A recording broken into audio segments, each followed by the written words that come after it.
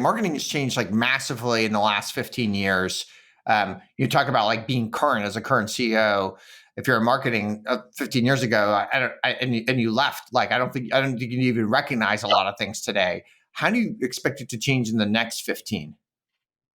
I think it will change as much in the next 15 as the last. It's like Google democratized the access to information. I think AI will democratize the creation of information. Yeah. We're going to move from search engine optimization to AI optimization.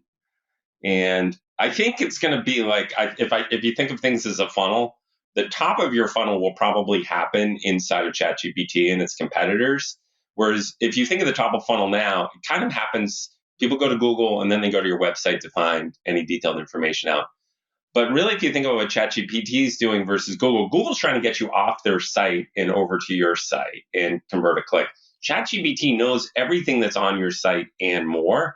And so you'll probably stay on there a lot longer and just have a conversation with ChatGPT about your business or any other business. So the top of the funnel is sort of there. Then someone goes to your website, and your website is really about the chat functionality on the website. Now people kind of cringe when they get a chatbot on a website, but those are going to get really, really good and really useful. Yeah. They're going to real time, not have to wait to talk to a sales rep. And then the website itself is sort of, I sort of think of ChatGPT as the top of the funnel. Your website is the middle of the funnel. Chat is the bottom of the funnel. And that whole experience, I think, will change a lot in the coming years. And we're just at the beginning of that. And ChatGPT is really good. It's going to get a lot better. As it gets better, that will be good. The chat on your website is good. It's going to get really good. So all that's going to improve, and it's going to totally turn the thing on its head over the next few years. Yeah.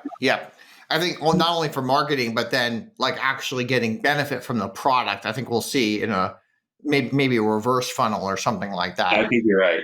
I think things are going to change more in the next 15 than the last 15. It's going to be really interesting. I think it's a great time to be in tech. It's a great time to be innovating in tech. Now, one of the things I really appreciate about, like, as a HubSpot user is the UI. Like, it's really easy to use. You can do things quickly. If you think of like the main kind of company that you get compared to a lot would be Salesforce, and by contrast, like they have, I don't want to put words in your mouth, but in my mouth, I will say they have terrible UI, and it's not even something they've really, it seems like, ever really invested in. But in some ways, like they're still super amazing company, like, and they've not invested, and they have this glaring weakness. Like, do you think it's important to like jump on your weaknesses and make your weaknesses better, or should you just like focus on your strengths as a company?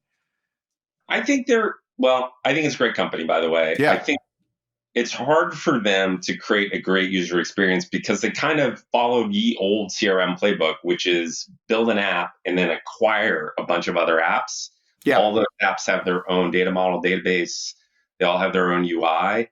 And man, when you get all those acquisitions of big, hairy applications, trying to rationalize all that is really, really hard. And the juice probably isn't worth the squeeze for them to do that.